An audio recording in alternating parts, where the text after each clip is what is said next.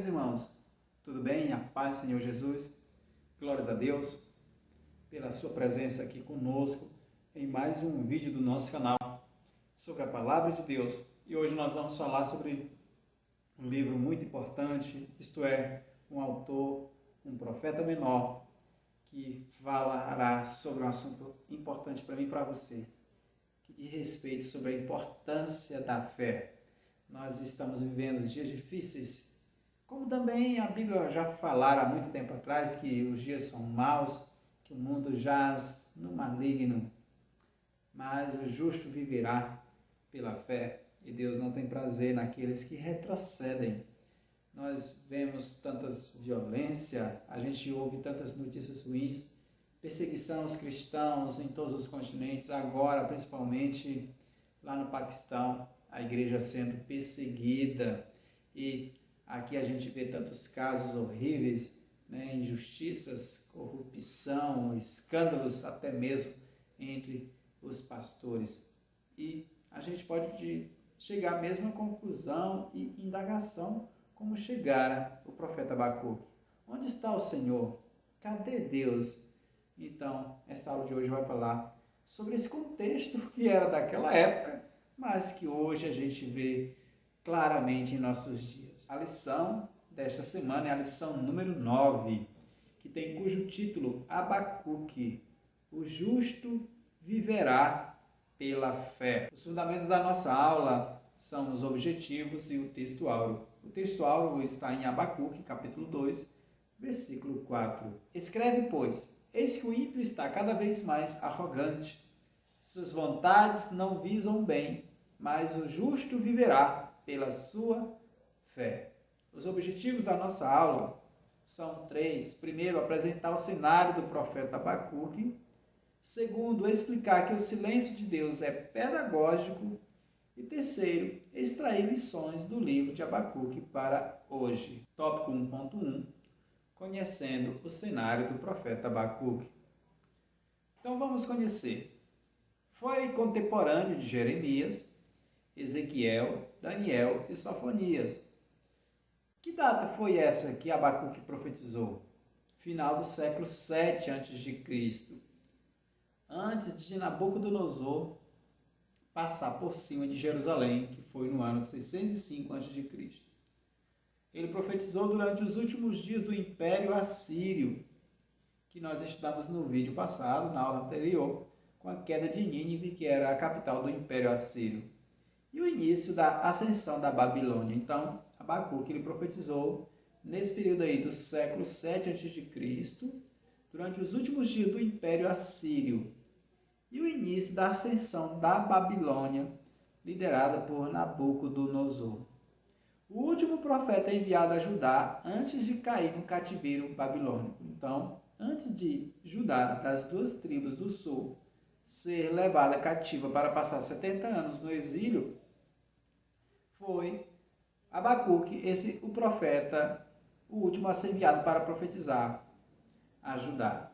A Babilônia cairia sob o Império Medo-Persa de Ciro em 539, quando os medos e os persas invadiram a Babilônia, porque a Babilônia era uma cidade-estado, que hoje não existe mais cidade-estado. O que é uma cidade-estado? É como se fosse uma cidade com uma grande população e ela tivesse suas próprias leis, sua própria moeda, seu próprio governante e sua própria independência. Como também Atenas foi um exemplo de uma cidade-estado. E os babilônios também, eles eram um povo da mesma magnitude de Nínive, com crueldades, com corrupção, com arrogância, com idolatria. Então, Deus vai levantar o profeta Abacuque para profetizar, ajudar. É importante ressaltar que o nome Abacuque quer dizer abraçar o entendimento. Então, nada mais justo do que esse significado, fazer justiça a esse livro. Por quê? Porque Abacuque, ele indignado com tanta corrupção, tanta maldade, tanta violência, não dos babilônios para com o povo de Deus, não do que ocorrera entre os ninivitas e o povo de Israel, os assírios, não. a própria maldade, a própria injustiça, a corrupção que estava havendo mesmo dentro do meio do povo de Deus, entre os seus próprios irmãos. Então, Deus vai responder às indagações de Abacuque, porque ele se indignou. O que a gente pode aprender com isso? Que nós não podemos sermos complacentes, passivos, omissos diante de tanta crueldade, corrupção e pecado, e nós ficarmos de braços cruzados. Deus quer levantar um povo que não se acomoda, um povo que não se dobra ao Deus de Baal, um Deus que não se dobra ao sistema de Jezabel. Deus quer levantar pessoas que venham combater o pecado. Deus quer levantar pessoas que estão indignadas com o pecado. Nós não temos que ter amor pelo pecado, mas amor pelo pecador. Porque o pecado ele promove a morte, ele causa separação entre nós e Deus. E Jesus disse um determinado dia que os campos brancos já estão, mas poucos são os ceifeiros.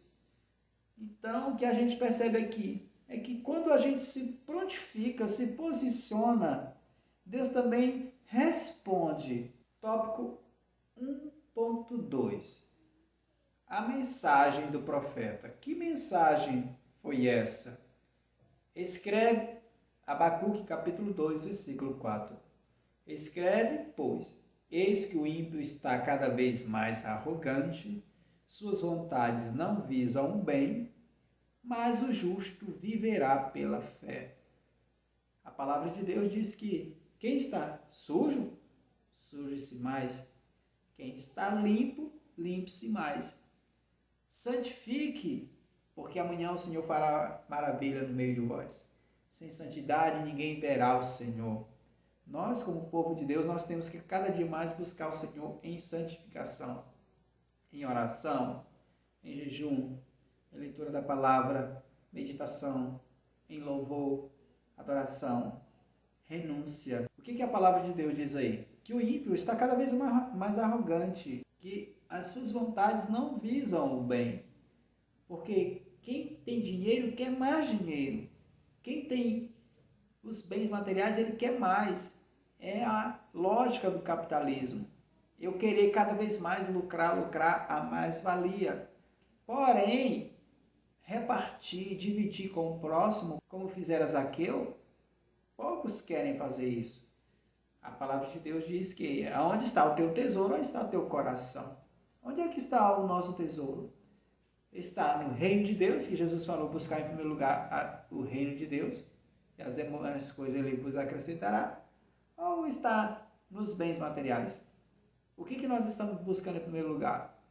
Porque se a gente for buscar em primeiro lugar os bens terrenos, nós estaremos nessa classe de pessoas aí, que são os arrogantes, os ímpios. Eles não visam bem. Mas aqueles que buscam o reino de Deus, eles sabem que a sua pátria, o seu destino, a sua eternidade não está aqui. Porque a maior riqueza que a gente pode zelar por ela é o quê? Qual é a maior riqueza nossa? A nossa fé no Senhor Jesus. A coisa que a gente tem que preservar é zelar pela fé. É zelar pela fé. Zelar pela fé. Senhor, aumenta a minha fé. E é por isso que nós estamos aqui, estudando a palavra. Porque a fé vem pelo ouvir. E ouvir a palavra de Deus. Mas é importante destacar que essa fé aqui não é só fé, eu creio no Senhor Jesus, aceitei Jesus como meu Salvador, pronto, estou salvo. Não, ela é uma fé que você e eu devemos praticá-la todos os dias, dando exemplo, dando testemunho com o nosso caráter.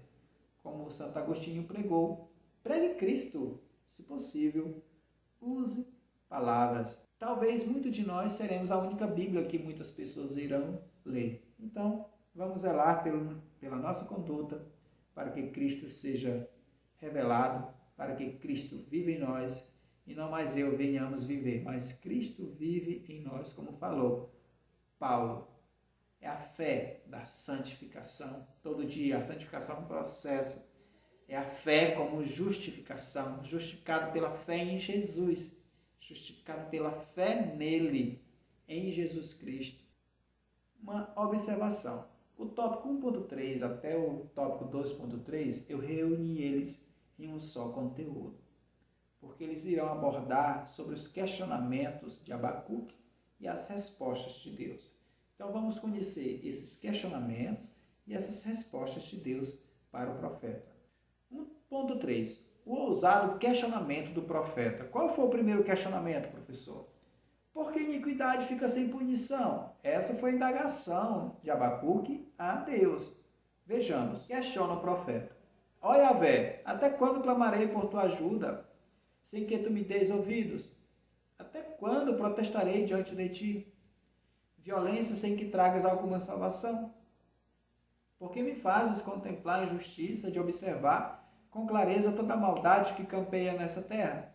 A destruição e a violência estão diante de mim. Também há todo tipo de contendas, discórdias, e o litígio é comum. Por este motivo, a lei e o direito se enfraquecem, a justiça nunca prevalece. Os ímpios prejudicam e extorquem os justos, e assim a justiça é pervertida. Então, Abacuque, ele estava clamando ao Deus de Israel, ao Deus que fizera tantas maravilhas no passado, e agora ele estava procurando: Senhor, cadê o Senhor? O Senhor não é santo, o Senhor não é justo.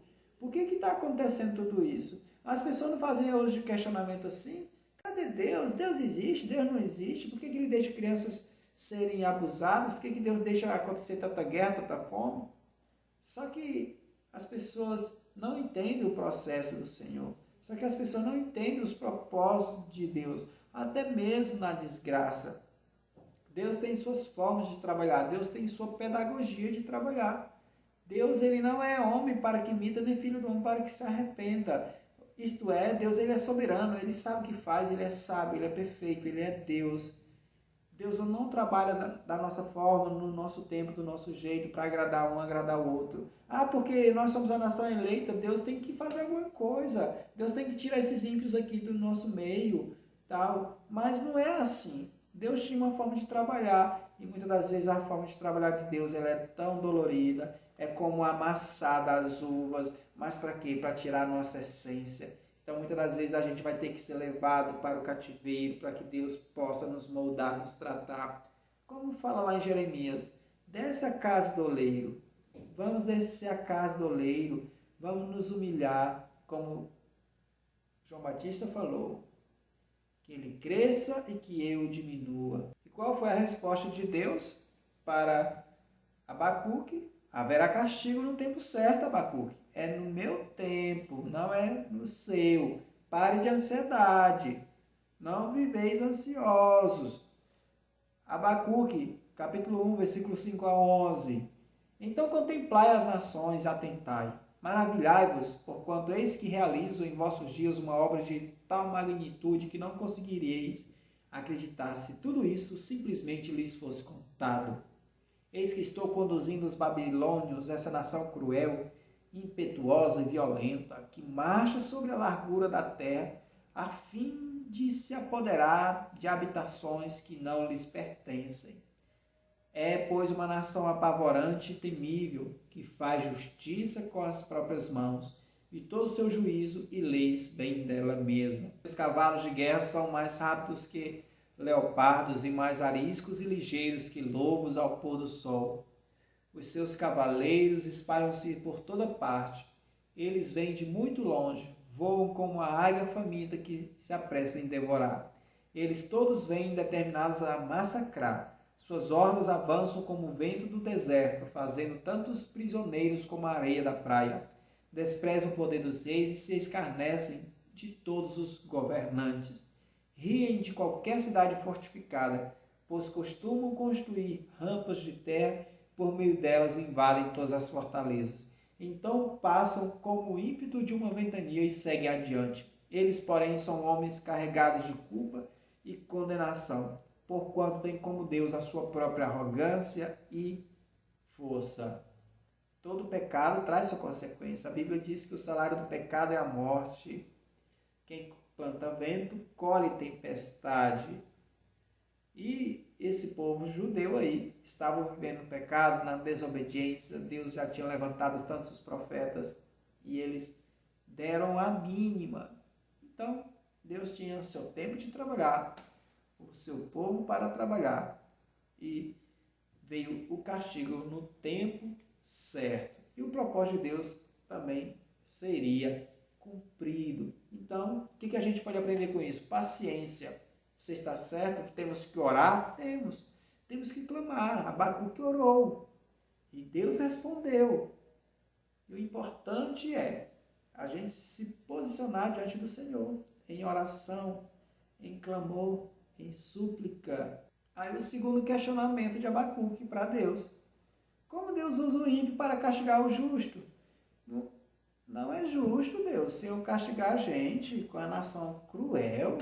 Nós somos os descendentes de Abraão, Senhor. Como o Senhor pode corrigir a gente com o povo que é injusto, que é ímpio? Olha, velho, meu Elohim, Deus, meu Kadosh, santo, porventura não existe desde a eternidade?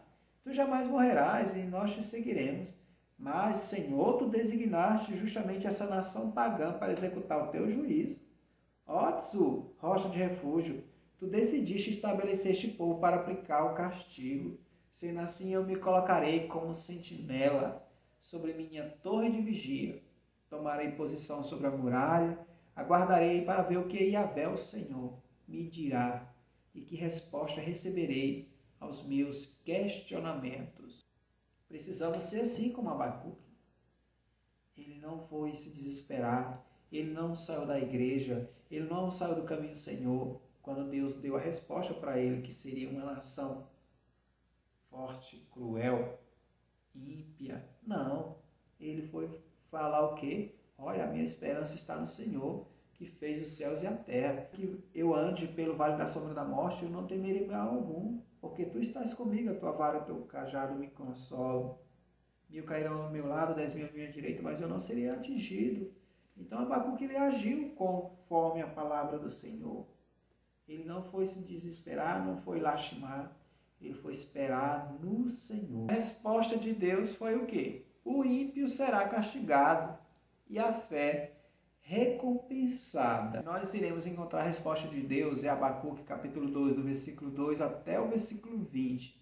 Isto é, praticamente todo o capítulo inteiro, mas para não tomar muito o nosso tempo, depois você lê em casa aí sozinho, ou pause o vídeo e leia do capítulo 2, do versículo 2 até o 20, que aí está a resposta de Deus a Abacuque. Vamos ler só os primeiros versículos, a partir do versículo 2 do capítulo 2.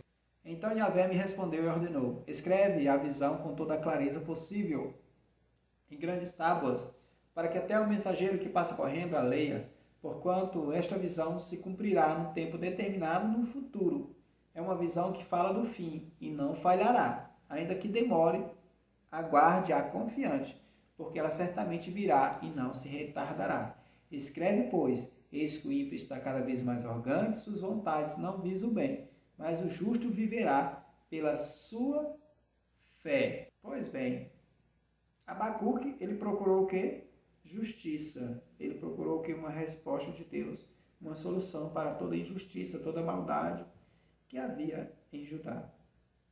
Mas o que Deus fez na vida de Abacuque foi o quê? Trazer à tona a mente dele a importância da fé no Senhor, de se agarrar no Senhor, de não ser como os ímpios de Judá e também como os ímpios dos povos pagãos, no caso, Babilônia.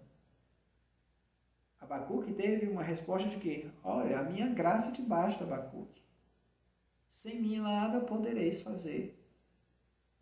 É isso que nós precisamos, irmãos, nos agarrar.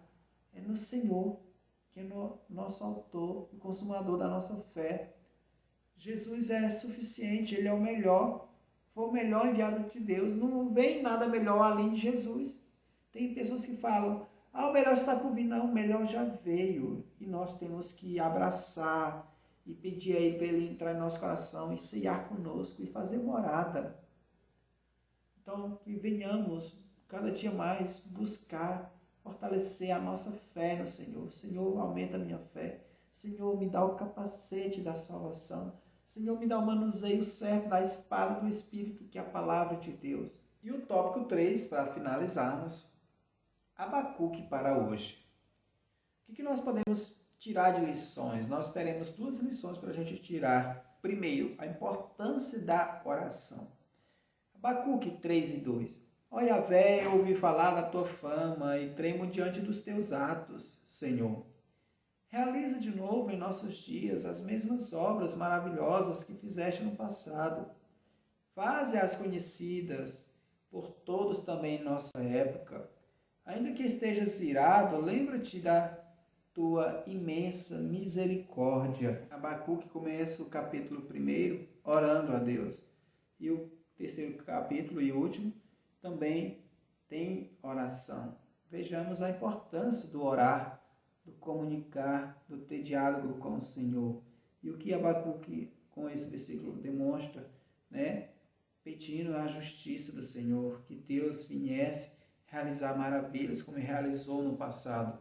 Por que a gente não vê milagres hoje? Por que a gente não vê tantas maravilhas do Senhor? Claro, Deus é soberano, mas também nós como igreja, nós também temos que nos posicionar, nós temos também que pagar o preço. Qual a outra importância de Abacuque para hoje? O contentamento no Senhor.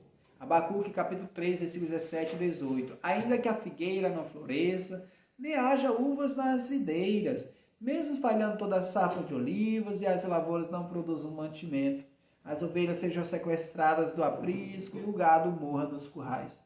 Eu, todavia, me alegrarei no Senhor e exultarei no Deus da minha salvação.